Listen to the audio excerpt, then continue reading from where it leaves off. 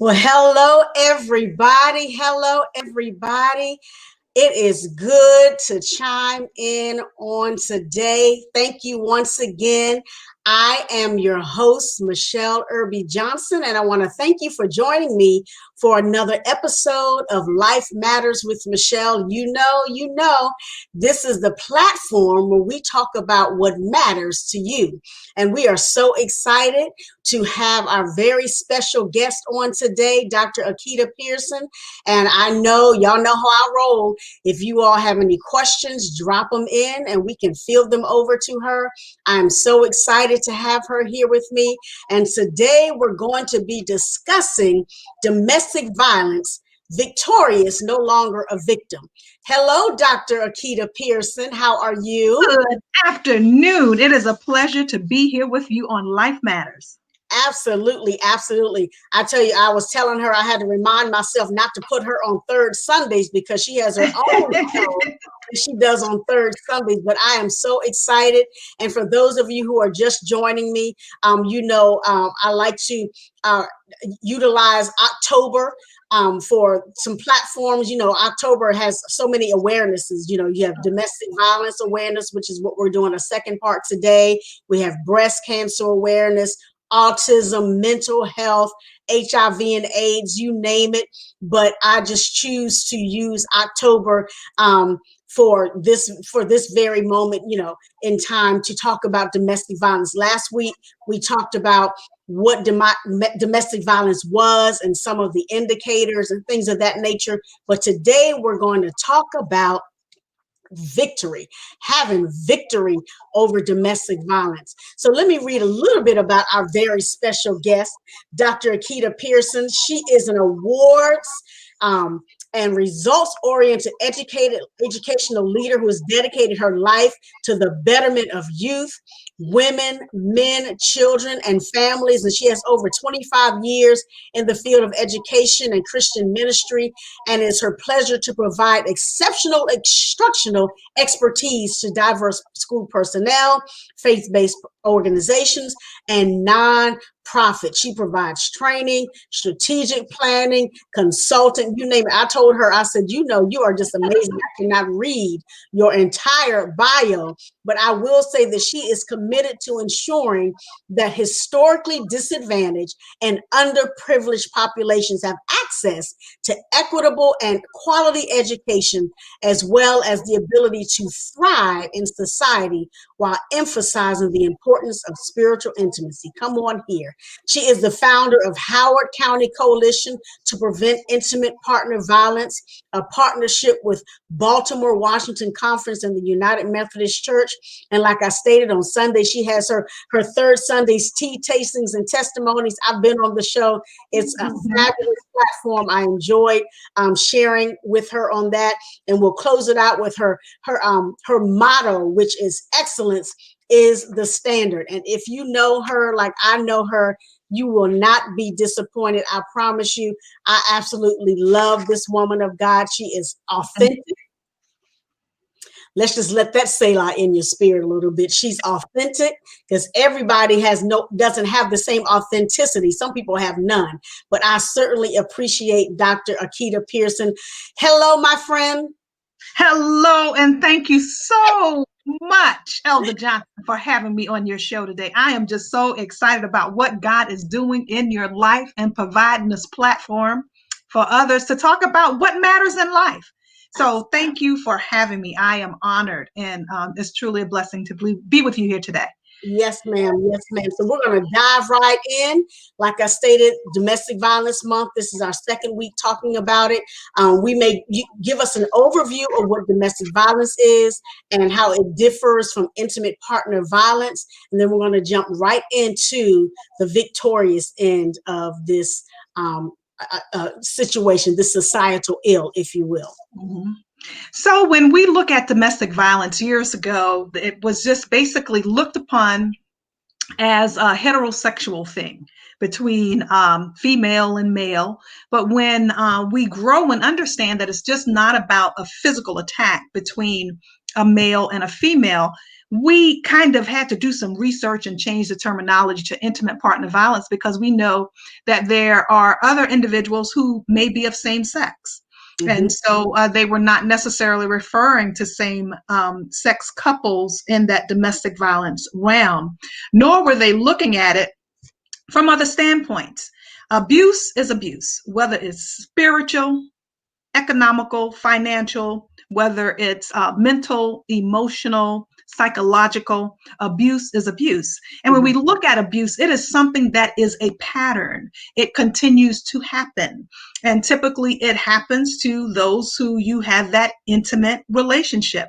And it's all about having power and control. The Yes. person wants power and control of their intimate partner. Absolutely.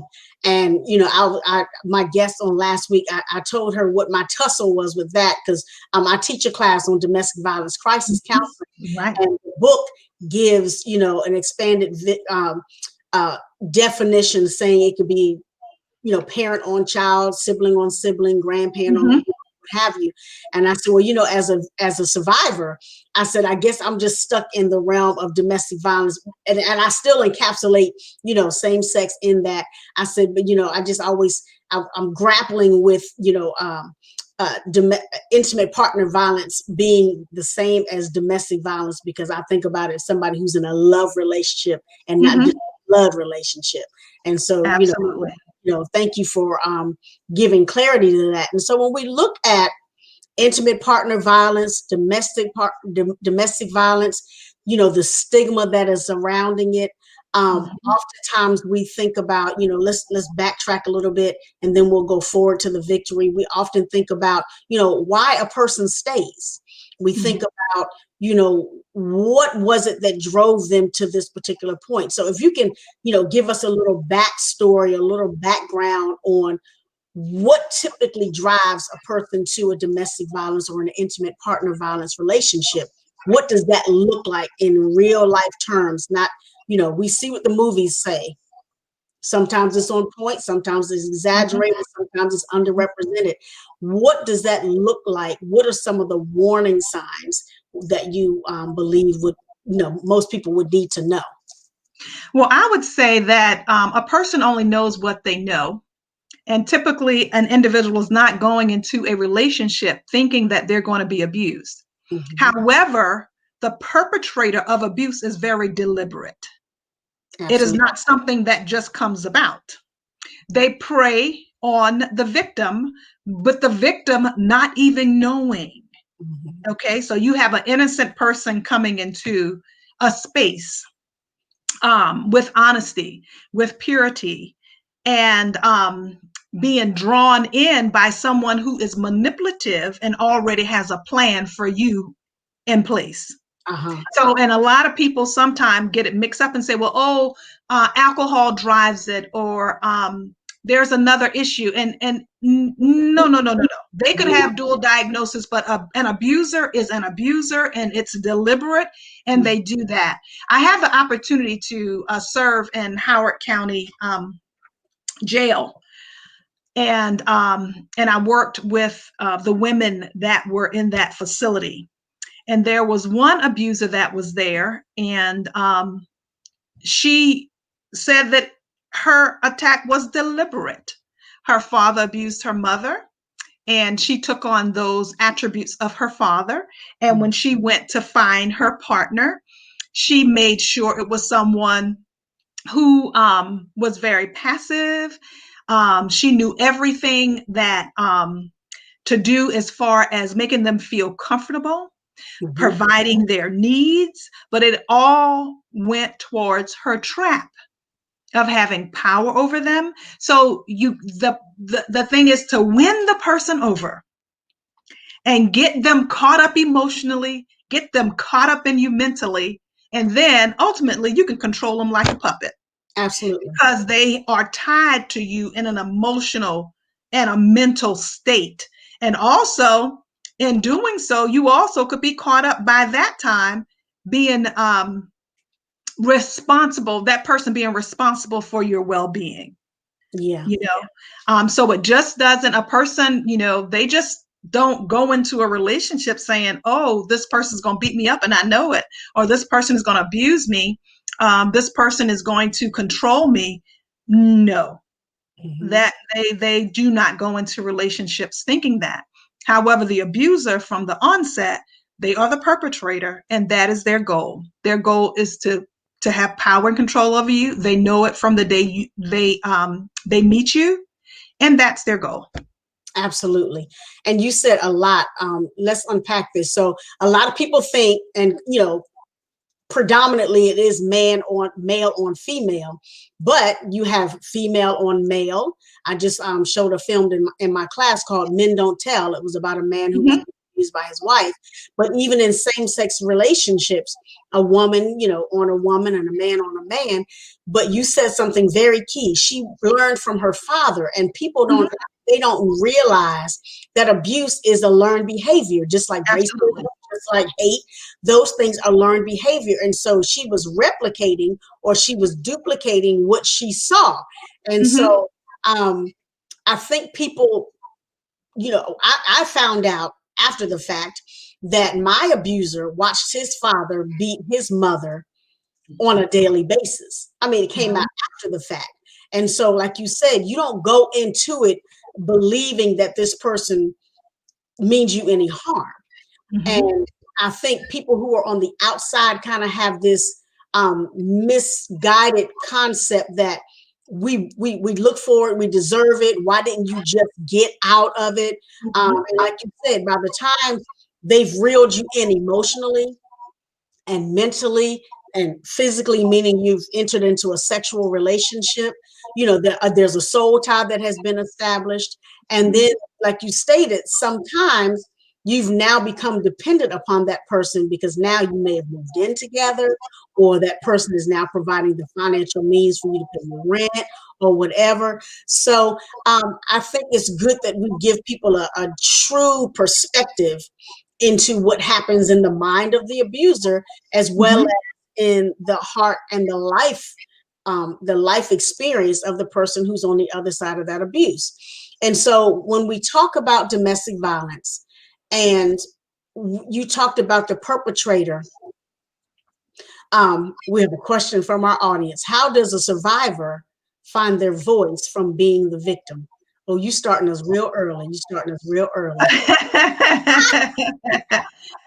Well, one of the first things I'd like to say is that when you're caught up on that power and control wheel in a relationship, the person lose themselves. Okay.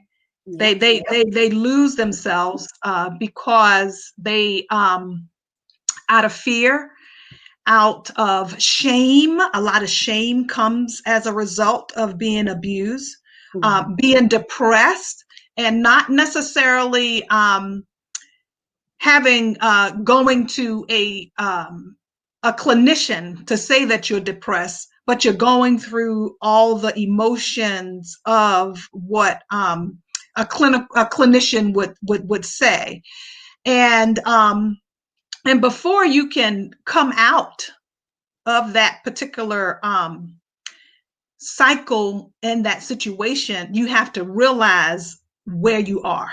Yeah. Okay. So you have to come into the realization of where you are. And oftentimes that takes some time for people, for individuals. It's not something that may happen, overnight. And because we have more opportunities like this platform to talk about this and provide resources for people to find their way out, it's very important to be educated. Years ago, the only thing I knew about domestic violence was that it was a physical attack. That's all I heard. That's all I knew. There weren't a lot of platforms. I was in the South, and very little resources. And a person only knows what they know. In some of the southern states, the number one cause of death for African American women was domestic violence. Yes. You know, so a person coming out, that inner Holy Spirit that is there, when God breathed life into us. I mean, the Holy Spirit is there. You have to tap into it, but then you have to have resources and support around you to have that to be manifest. Mm-hmm. And oftentimes women, they already have a foundation when they go into a relationship with an abuser. However, as I said before, they lose themselves. No one goes into a relationship thinking that it's going to fail or desiring it to fail. But it takes resources, it takes support, and it takes the Holy Spirit. And the reason why I focus on the Holy Spirit is because it's not about being perfected, it's all about being pure. All right. And the more you tap into that element and having individuals who are willing to support you, not necessarily to talk you out of anything, but just to be there for you, to listen to you. Because statistics shares that a woman stays or returns 7 times to her abuser. However, there are a lot of women who don't make it. Thousands and thousands do not make it every year. Every day when we wake up, there are 4 women who will die. Men will also die at the hands of their abuser, but oftentimes the domestic violence reports for men are underreported. Yeah. But today there will be 4 women, by any means, there will be 4 women that will die today at the hands of their abuser. And coming out is huge. And then we're going to get to that. And that's why I speak from the element of sharing that even in the midst, even those women who are out there today and are in unhealthy relationships, they are still victorious. Absolutely. They're still victorious because this just might be an opportunity for them to get resources for assistance, for help. We never know who's listening. We never know when it might be that opportunity where they say, you know what, I got enough strength, I got enough motivation today, and I'm going to do this. And we have to continue to do it. It's not, where it's just they wake up and say, okay, I'm leaving today. It's not that easy. It's process. It's a process. Absolutely. Absolutely. And you said something very key when you said, the victim is in it. And I often say sometimes, most times, the picture can't see the frame. Mm-hmm. And so when you're in it, and because of the subtleties, because of the coercive control, because of the things that start to build up before you even get to physical, and some people never even get the physical violence. Mm-hmm. Some Absolutely.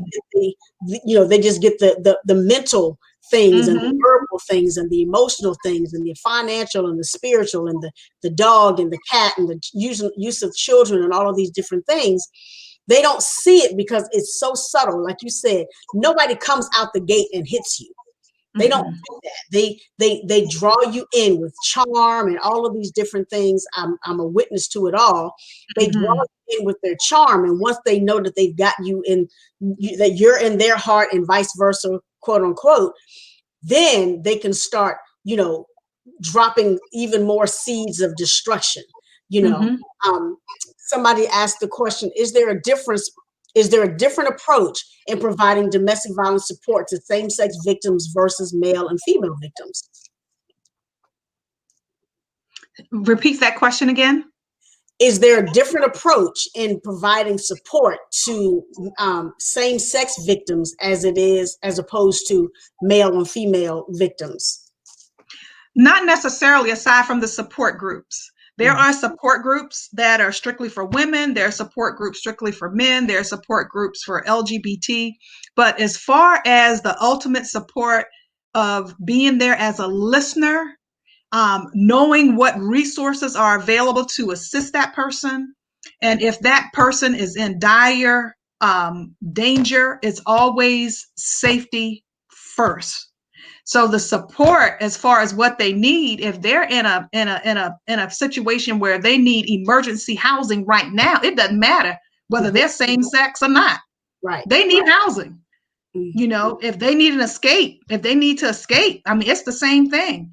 But there are support groups that support specific genders.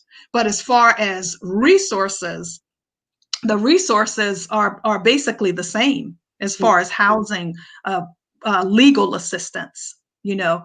And just because a person gender is different, they need support, they need love, and they need help. It Absolutely. doesn't matter. Absolutely. So when we talk about, we keep talking about when she gets to, let's talk about why, let's talk about why people don't leave, because that's one of the main things on the minds of listeners, watchers, people who are watching movies, saying, get out, dummy, you can just leave, if you're watching something like or The Burning Bed or whatever, because they're looking at it from an outsider's, they're on the periphery. They don't understand what's going on inside. Why is she staying? Why is he staying? What is the reason that they're anchored there, even if it's temporarily? Why do they stay anchored in the relationship? There are several reasons why. There is just not one reason why someone stays. Some that I could give you, which will not be all, would be fear and being traumatized. Resources. Mm-hmm. There are very limited shelters available. Their children. It may be a situation where the intimate partner that is the perpetrator is not necessarily being abusive towards the children directly. So individuals may stay because of that. But there are several factors why individuals stay. It's just not one reason why an individual stays. There's a lady a few years ago that came to a session, and about a year after that, I saw her at another event. And she said from the first event, she had been married to her husband for 25 years, and her children were grown. And he was abusive the entire time, but she just got enough strength and wherewith, and she spoke to her adult children, and they helped her get out of that situation. She said that she knew that she was in that unhealthy relationship, but she wanted her kids to be raised with a two-parent household, and that's what she did. So it's not just one particular reason why an individual stays. And some stay, like you say, for survival's sake. Some stay because of status, like if I'm the wife of a governor, and I don't want him to lose his status, and I don't, I want Or people, the mhm. you Yeah, know the sheriff in Annapolis last year. uh-huh, uh-huh. And Mhm. so there are a number of reasons why a person stays. Some people stay because of Stockholm syndrome. Yeah. They've fallen in love, with the love thing. He takes care of me, he loves me. Some of them stay because of culture. Mhm. Because in some cultures, domestic violence is normal. Mhm. So there are a lot of factors why an individual would stay.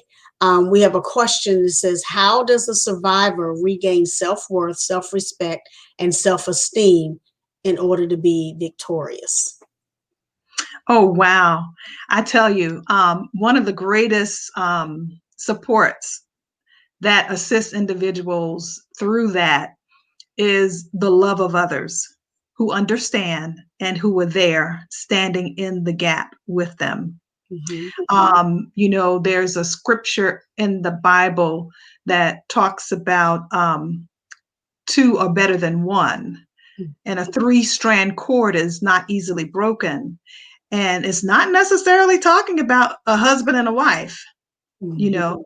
So when we talk about being our brother's keepers, our sister's keepers, It is so very important that we are there for them and connecting them to resources and support. And that is just so very important. There's a lack of support groups, but there are support groups. Mm-hmm. And we're talking about not just if there weren't a support group just for domestic violence, but even a women's group of prayer, individuals praying. Don't take prayer lightly. Right. Prayer changes things, and it is extremely powerful. And Mm-hmm. the encouraging words of someone, even if you weren't in an abusive relationship, how powerful that could be. Just those encouraging words. So when you're talking about a person regaining and coming back, not that it's done by themselves, but it's done by the support of others. Having those individuals there who are praying for you and coaching you, and those who are your accountability partners. And now I'm getting into Celebrate Recovery. Because in Celebrate Recovery, that's a 12-step biblically based program, and it thrives on you being your best self and having that intimate relationship with Christ. But in so you have someone who you are accountable to, and you pray with that person every week. And they're at the same place with you in this particular program. And then you have someone that's a coach, someone who's been through it, and someone who can tell you from experience how to overcome. Mm-hmm. So it's extremely important that individuals are there listening, being a listening ear, and support, and having support. And it doesn't necessarily always mean that it has to be financial support, but financial support is good. It may be that you provide housing for someone, and housing is also good. But sometimes you may not be able to provide that, but you can provide a prayer, and you can provide encouraging words, and they go a very, very long way. So what would you say about women or men or victims who do not have a spiritual base, who are not, do not find themselves in a relationship with God? They don't have that experience that we have as preachers and teachers and elders. How do we get them to that same place of reckoning and understanding that they're valuable to God and that they're valuable to themselves when they don't know God like we do? I'm just throwing that out there. That's important, Yeah. because that's why it's so important for everyone to be educated, whether you are spiritual or not, whether you believe or don't believe.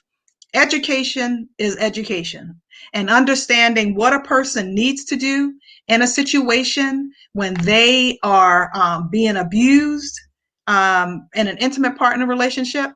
It's important that you know. And one of the things is to be there for the person, Yeah. whether you're spiritual or not, is to be a listening ear.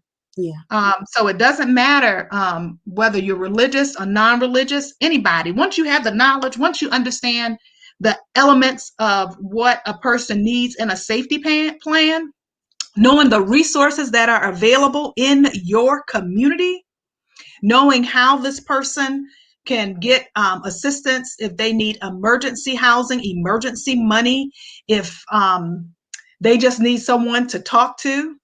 Doesn't Mm-hmm. have to be spiritual, Right. just has to be somebody. And that somebody could be you. And that somebody who are you could save somebody's life Absolutely. just by being there for them. Because I can speak from my own personal experience. When I was able to escape and I went to a very, very, very, very dear friend's house. I call her Dory, and I hid out there for 3 days. I had no clue. Now, this was 22, almost 23 years ago.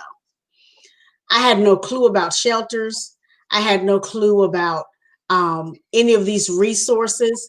So if we back up a little bit, my escape, I believe, was the hand of God, because I had idea, no idea how I was going to get out of it.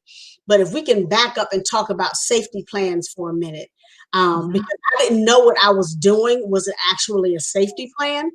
So if we can talk a little bit about safety plans, and then I'll say how I was able to get out of mine. But if you can share a little bit about what a safety plan looks like before they even get, they may have the resources, they may not, but what are some steps that a victim can use to, safely get out? Mhm. Well, one thing is to have someone. One of the key things that you mentioned was that you went to someone. You went to Dora. So you had someone that you could go to. And that's just very important. Um, is that those of us who are in touch with anybody always be available and always share that you are there for people, because you never know how you influence them or what they may be going through, Mm-hmm. whether you're spiritual or not spiritual. Just knowing, number one, that if there's someone that you have been that has been entrusted to your care as a friend, as a relative, as a coworker, as someone who you do extracurricular activities with, just to let them know, you're there for them, whatever they need. Mm-hmm. And when you say that, even though you may not know that that person may not have a family member to go to, they may not have a church home to go to, but they do remember you telling them that if they need somebody, you will be there for them. Absolutely.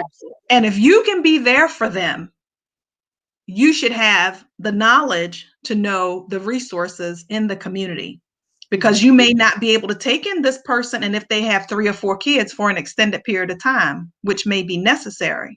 So when you look at a safety plan, being there for a person, and the Maryland Network for Domestic Violence, they have a handbook, and it says It shouldn't it hurt. shouldn't hurt to go home.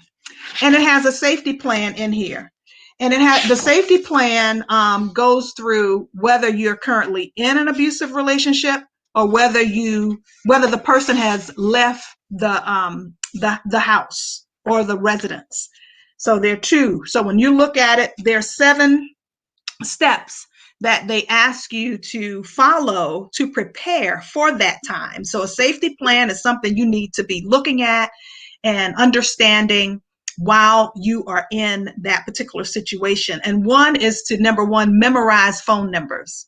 All right. Those individuals who are who you know that you can contact and who would be a support for you, memorize the phone numbers.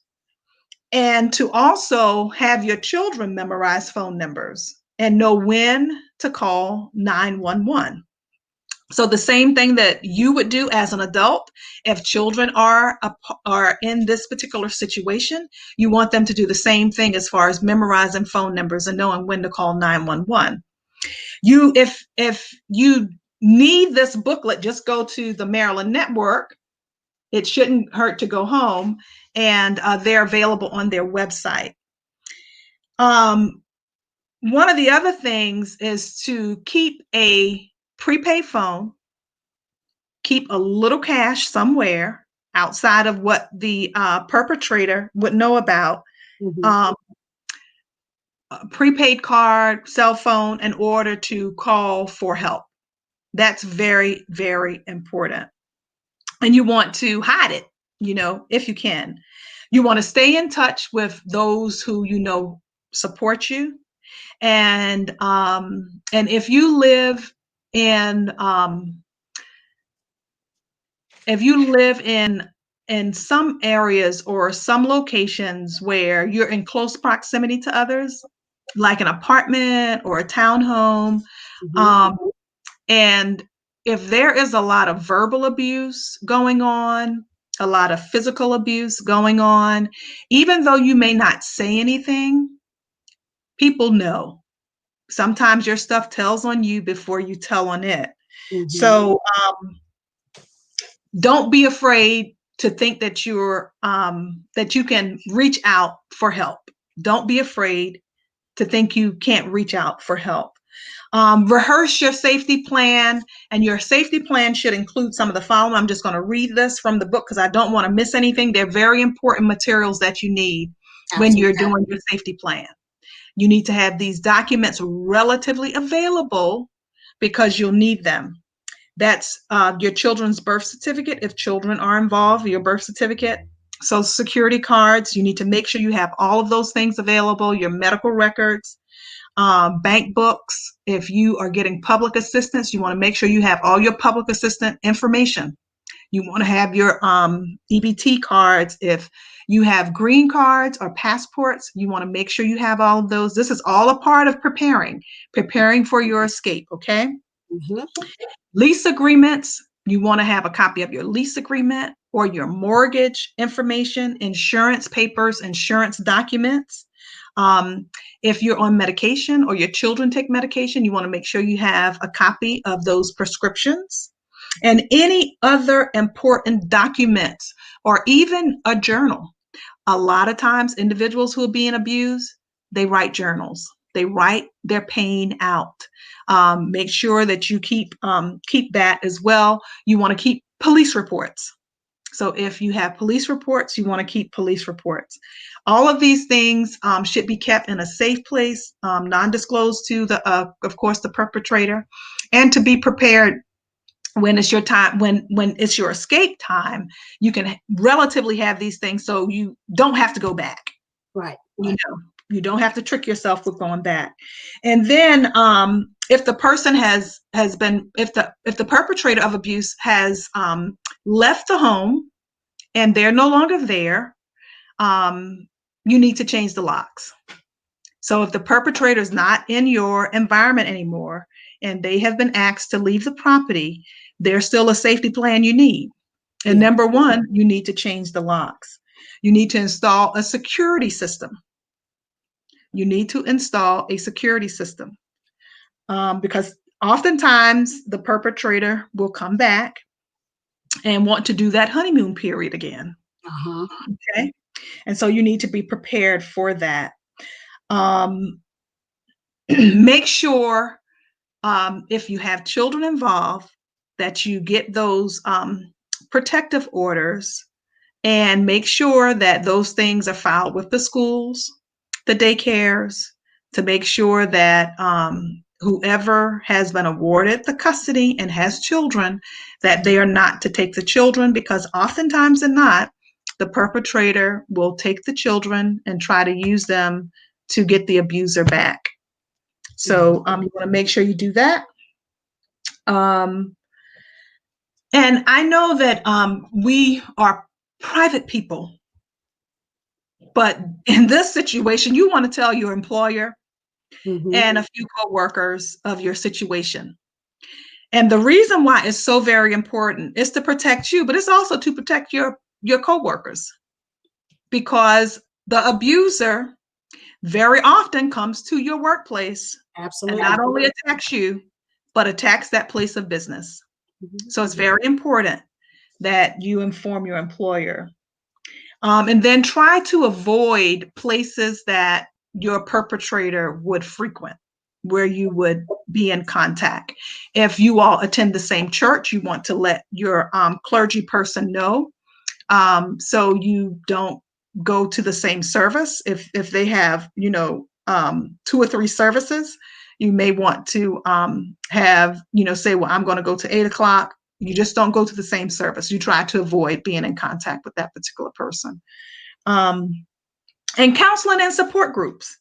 It's very important that you plan to get yourself connected once you are not in the same space and you are not with that abuser, that you get yourself in a support group and surround yourself with individuals who are able to provide some support, to provide not just the support that you may need in a material standpoint, but that emotional and mental and psychological support. Absolutely. That process of healing and going through finding yourself again. Mm-hmm. Okay. and Yes. finding yourself again. You are leaving one part of your life and you're embarking upon a new era. The former things, we leave them there and we move into that victorious life. And even if you're in that situation and you are preparing and you're getting your safety plan together, I consider you victorious because you have taken the step for the new chapter in your life. Absolutely. And there are individuals out there waiting to assist and to help. And Elder Johnson, she has put information here that is rolling on the screen that you can see consistently. So absolutely, there is a safety plan that individuals need to know about. Not just the victim, but those who are not victims. We need to know. We need to know and to share with others and Mhm. continue to have these platforms, continue to have sessions and talks in reference to what individuals should do in order to support those who are in these unhealthy and abusive relationships. And oftentimes, people don't want to talk about it. It's not a easy conversation to have. Not But at we're all. talking about saving your coworker, saving your neighbor's life, saving your family member's life. It could be your children. It could be your sister or your brother. We're talking about saving lives here. And Absolutely. and not just physically, but saving. And I've seen individuals in these situations who have totally lost their minds, and have gone into asylums. One lady never recovered. That to get her mind back from the years of abuse that she experienced at the hands of her husband. So we're talking about saving lives. Absolutely. Absolutely. And that safety plan is so key. Um, One thing I didn't realize I was doing a safety plan. But every time I would wash clothes, I had a bag that I was putting undergarments and an outfit in for me and for my son, and I had hidden them in the laundry room down the hall behind the last row of dryers Mm, as a just in case go bag, put a mm, couple of his favorite toys, things of that nature.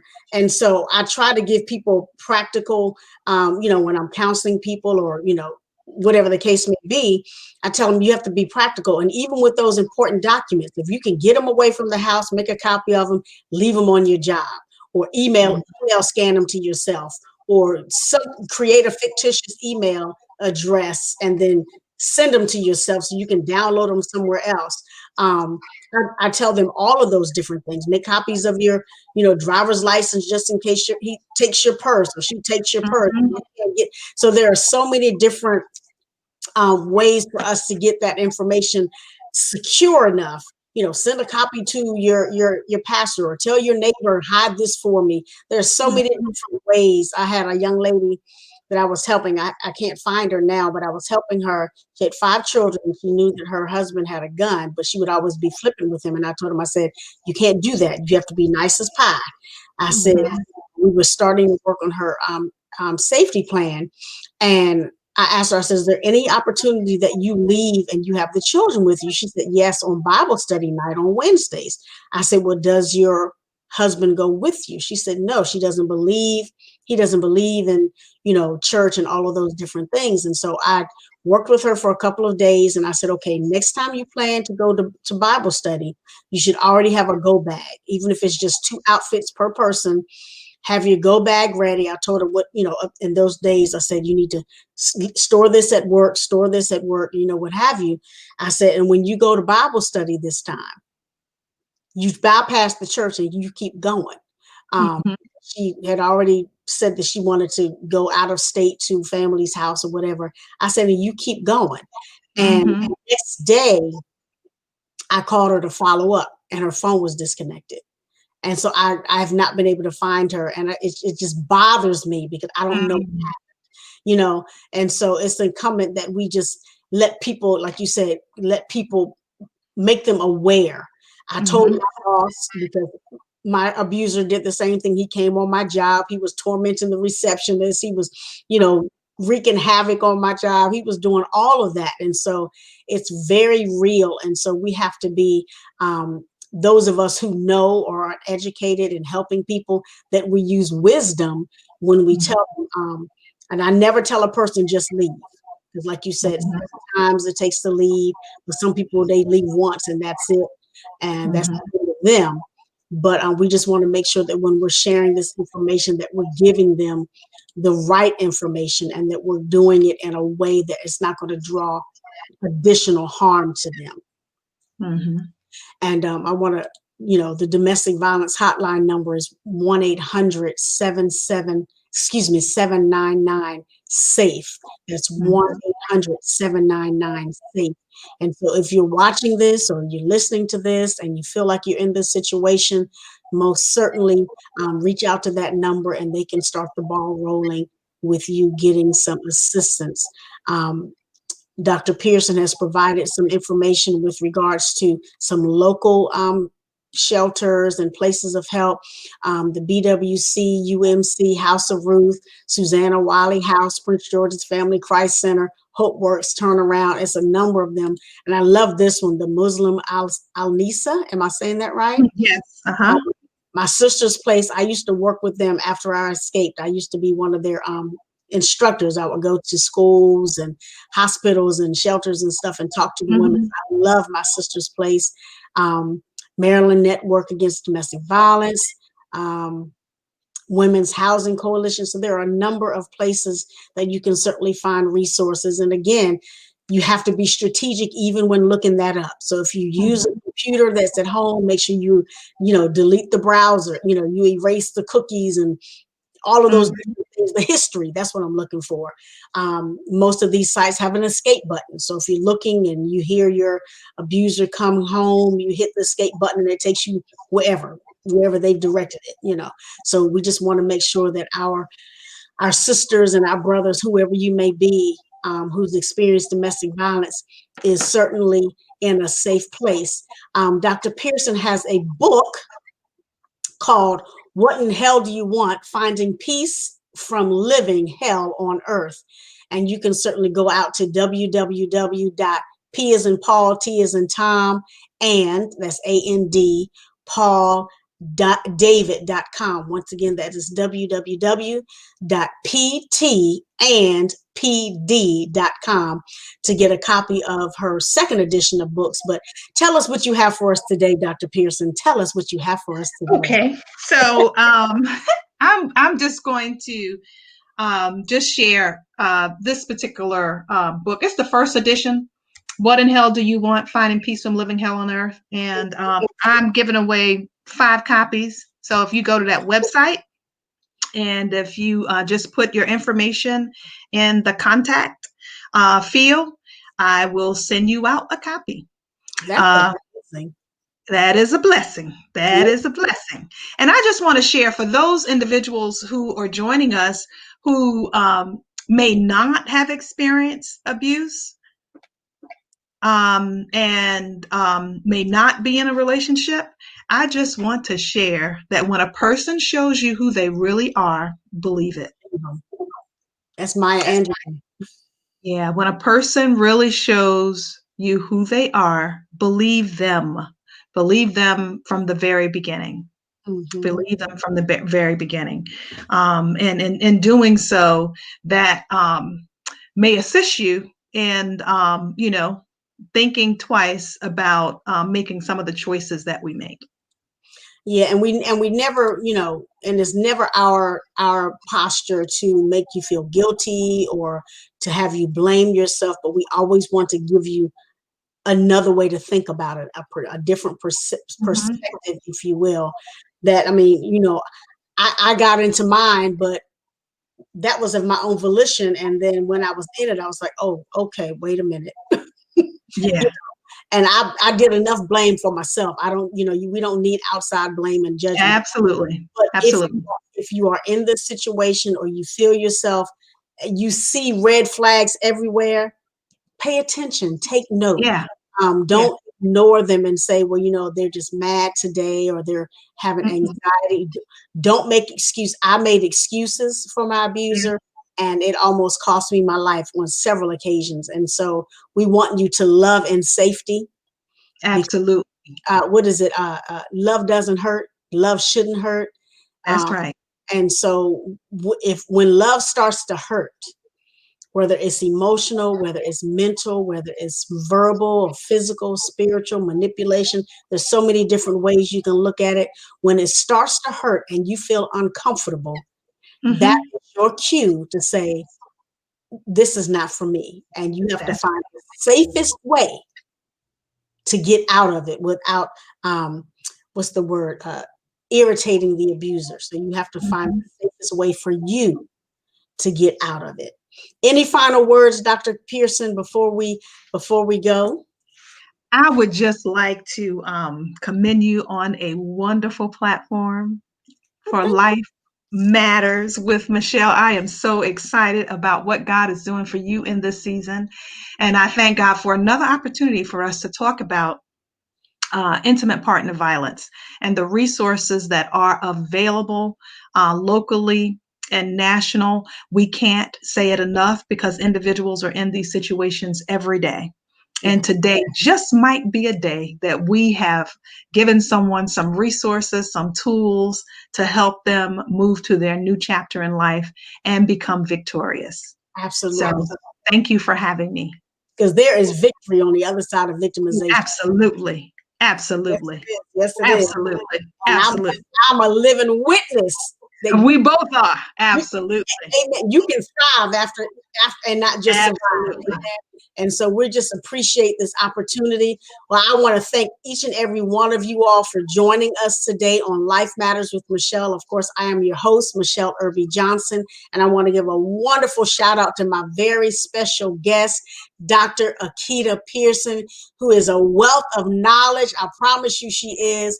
And I just love her spirit. I love the fact that she expends herself, she extends herself to those who are in need. And so if you have a need, you can certainly reach out to us. And of Absolutely. course, we want you to join me every Sunday on Facebook Live here on Life Matters with Michele. You can also watch the replay on YouTube at Life Matters with Michele TV Official. And then you can also listen to me on Fridays at 4 o'clock on sensationalsoundsradio.net. There's no excuse for you not to even know about Life Matters with Michele. There's no excuse for you not to know what we're talking about. Go back and watch all the other 11 episodes or however many there are, and you'll find yourself somewhere in there. And if you would like to be a guest on my show, I am now booking for June 2021. All right. I am booked up every Sunday until June 2021. So if you would like to be a guest on my show, please, ma'am, please, sir, visit www.iam-mij.com. And we're talking about those things that matter in our lives, because what matters in your life certainly matters to me. So anything that affects our community, the Mhm. African American community, we want to talk about it. So if you just reach out to me again to www.iam-mij.com, shoot me an email, and then tell me, what do you want to share that matters to you and our community? Once again, thank you for joining me today, Dr. Pearson. Thank you for all of our listeners, all of those who have tuned in. Thank you for joining me here on Life Matters with Michele, because what matters in your life certainly matters to me. You all have a great day, and we will talk again real soon. God bless.